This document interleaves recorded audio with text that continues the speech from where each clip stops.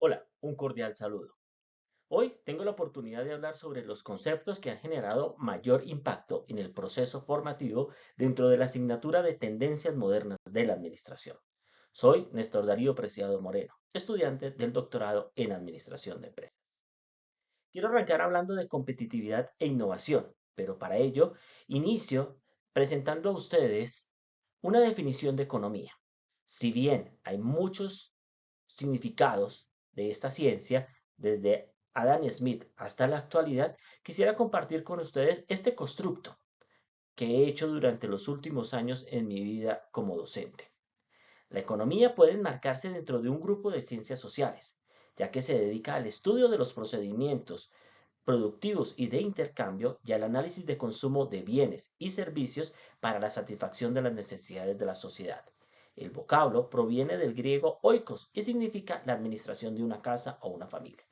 Pero me voy a detener para desglosar lo que aquí está expuesto. La economía entonces es una ciencia social que se encarga de estudiar esos fenómenos que ocurren en las relaciones entre las personas. Esos fenómenos que en últimas generan inequidades sociales y que están expuestas en el mercado, donde vamos y vemos las dos grandes fuerzas. Por un lado, la oferta, que está dada por la administración de la escasez y la generación de los recursos. Es decir, generamos recursos desde la escasez. ¿Y para qué generamos recursos? Para satisfacer las necesidades de la sociedad.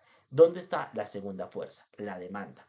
Nosotros vamos al mercado a buscar bienes y servicios para satisfacer nuestras necesidades.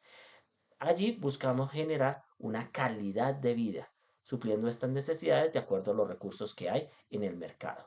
Y desde allí buscamos tener un equilibrio y una prosperidad entre lo que podemos generar y lo que podemos consumir. En últimas, buscamos que esas relaciones de las personas a través de la ciencia económica cumplan dos grandes objetivos: responder a las inequidades sociales y al crecimiento y al desarrollo. Hasta aquí no hemos hecho nada, sino simplemente dar un significado de lo que es economía. Pero vayamos a el elemento donde ocurre esta magia. Oliveria en el 2016 habla que la economía desde el punto de vista social, porque involucra a personas, estudia todas aquellas actividades, las del mercado que mirábamos ahorita, se deben enfocar a obtener bienes o recursos que cubran las necesidades de la subsistencia o progreso de la sociedad, es decir, el bienestar de la población. A este tipo de actividades se les distingue como actos o fenómenos económicos. ¿Y dónde ocurre esto? Como lo vemos en la gráfica, en el flujo circular de la economía. Tres grandes actores: las empresas, el Estado y las familias, que van a dos mercados: el de bienes y servicios y el de mercado de factores de producción. Allí ocurre toda esta magia, de manera lenta, moderada o rápida, pero tiende al desarrollo de sus grandes acciones. Y desde allí hablamos de crecimiento y desarrollo económico, cuando como personas vamos a el mercado de factores de producción a vender nuestra mano de obra, a vender el dinero, a vender todos los factores que se requieren para la producción de bienes y o servicios. Y tenemos un estado regulador, un estado moderador, pero también un estado protector y desarrollador de acciones para el bienestar. Entonces, como dice Uribe y Macías en el 2012, la competitividad es considerada una exigencia para las empresas que deben sobrevivir, crecer y generar un valor agregado. No hablamos de una, sino de varias empresas que están en este flujo circular de la economía y que deben competir con las de su entorno más las del entorno internacional. Por eso trae relevancia dos grandes preguntas que hace Michael Porter. ¿Por qué algunas naciones tienen éxito y otras fracasan en la competencia internacional?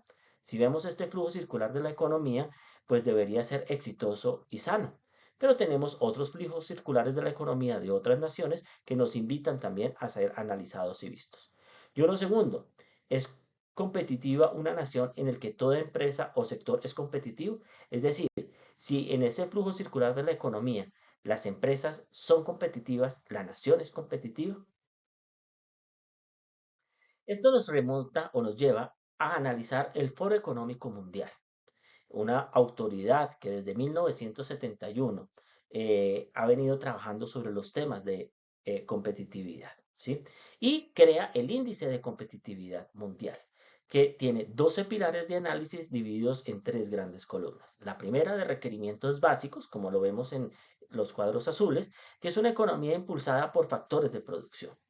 Un segundo esquema, que es cíclico, que son los enaltecedores de la eficiencia, es decir, economías impulsadas por la eficacia.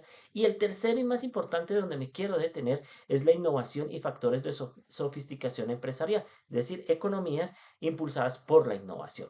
Allí tenemos dos grandes análisis de estudio, la sofisticación empresarial y la innovación. Si vemos que esto es como un buje que va subiendo y que se va analizando, entendemos que a medida que un país tenga mayor sofisticación empresarial, aporte de la tecnología, investigación, atado a la innovación que hemos venido estudiando, pues encontramos que es un país más competitivo. En la gráfica de la derecha podemos encontrar el índice de competitividad digital. Óigase bien, existe el índice de competitividad y el índice de competitividad digital, es decir, que afrontan los dos esquemas. Y lo he querido traer como un análisis complementario porque es que no solamente es la competitividad, sino el uso de los datos para la competitividad digital. Vemos como en el top 10, perdón, está Estados Unidos y las naciones que dominan el desarrollo del mundo. Los últimos 10, lamentablemente nosotros estamos allí, en el puesto 61 y en América en general, pues estamos también en los últimos puestos. Entendemos la competitividad, pero entendemos la competitividad digital como los datos que arrastran el desarrollo. Es decir, que como gerentes tenemos que entender todos estos 12 pilares con los que estudiamos la competitividad, pero también tenemos que entender como gerentes cómo funciona el desarrollo digital dentro del mundo de la competitividad. Más cuando en esta cuarta revolución estamos hablando de los esquemas de datos y de la minería de estos datos dentro del Big Data para poder hacer análisis eficientes en la toma de decisiones y la generación de valor. El segundo gran elemento es el Balance Scorecard. Kaplan y Norton en 1996 desarrollan la creación de un sistema de información que permite el control mediante la aplicación de indicadores de gestión que establezcan el plan de mejora continua y evalúe el desempeño organizacional. Estamos hablando de datos. Y miren que acabamos de venir de hablar de la competitividad basada también en datos, ¿sí? Este sistema del Balance Scorecard o esta herramienta lo que busca es servir eso, servir como una herramienta para la planeación estratégica, una herramienta para definir y hacer seguimiento a la estrategia y un método de control enfocado en la competitividad. Claro, si hemos generado una ruta de competitividad y necesitamos los datos son los que nos dan las luces para poder determinar qué tan competitiva puede ser una organización o qué tal eh, arrastra algunos indicadores negativos. Y para eso tenemos cuatro perspectivas que están atadas a esa visión y a la estrategia de la organización. La perspectiva financiera, pues hace parte de alusión de los números, a los costos, al análisis pues, financiero que necesita la organización. La perspectiva de los clientes, que son la esencia de la organización, de aprendizaje y crecimiento y de los procesos internos. Si lo analizamos en las últimas décadas, se ha ido conformando una economía global, que también analizamos el tema de globalización en este curso, ¿cierto? Pero con la globalización, la estandarización y la mundialización de los procesos, pues hablamos de dos grandes fenómenos que están ocurriendo dentro de este gran proceso de globalización. Es la demanda por la innovación y los desarrollos de los servicios. Esto ha impulsado que la tecnología y los cambios estructurales en el funcionamiento del Estado y de las empresas sean un requerimiento de las organizaciones de manera permanente.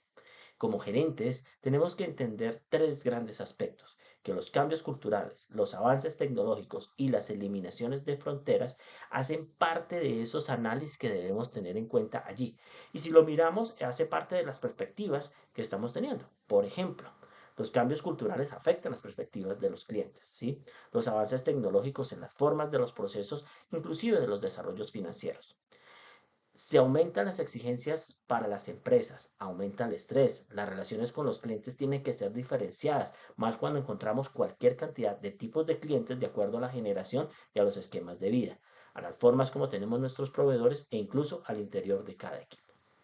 Para finalizar, quiero hacer un breve resumen de lo que hemos presentado. Y es que la economía es una ciencia social que tiene tres grandes agentes. De entre estos están las empresas. Y las economías buscan ser competitivas para generar bienestar y desarrollo y calidad de vida. Pero para esto necesita unas empresas eficientes y herramientas como el Balance Scorecard entendiendo los fenómenos y las transformaciones que se van dando dentro del escenario de la globalización y de las autopistas del desarrollo, permiten que una organización y un país sean altamente competitivos. Para que un país sea competitivo, necesita de la innovación y la innovación surge dentro de las organizaciones. Muchas gracias.